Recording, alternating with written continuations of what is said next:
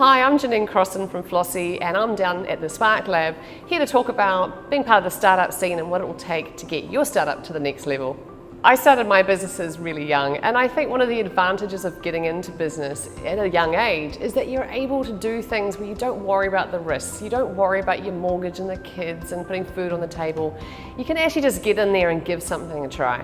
I believe starting businesses at a young age is a really cool thing to do. And as a great example for me is a young boy I was mentoring recently, whose father asked me to give him some advice, and afterwards said, how do you think he's going to go? And I said, fail or succeed is actually kind of irrelevant.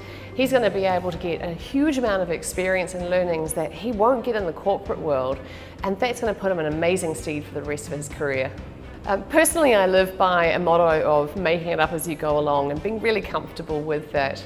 And I think it's a really important aspect of being a startup founder. You've got to really be okay with the fact that you're not going to have any blueprints. You're not going to necessarily have experience around you of things that you've done before, because hopefully you're innovating in ways that's never happened. So you know what? That's okay. Make it up as you go along. The realities of being a tech founder in New Zealand, to be honest, worldwide, is that raising capital is something you're always going to have to be doing. You're just not going to stop.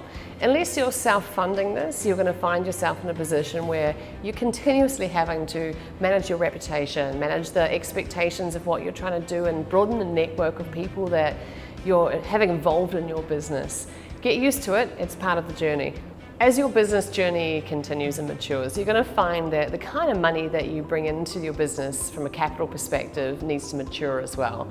And that means actually looking at smart money. People who have strategic advice that they can add to what you're doing, and for me that means about making the boat go faster.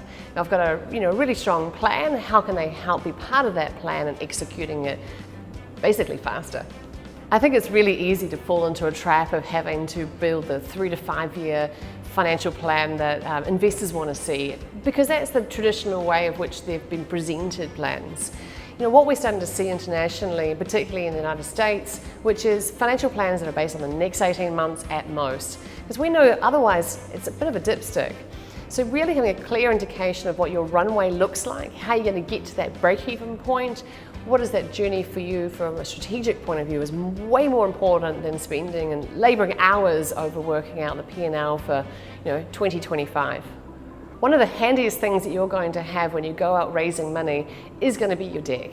Everyone's going to want to leave behind, they're going to have something that they can look through, and that needs to be incredibly concise. I definitely recommend getting advice from other people, being able to stand back from that and get really particular about the information that you provide, that it's really short, sharp and sweet. People understand what it is that you're trying to achieve, that they can understand what they can get back out of this. And just remember the key thing, people don't read, they skim read. Keep it really tight.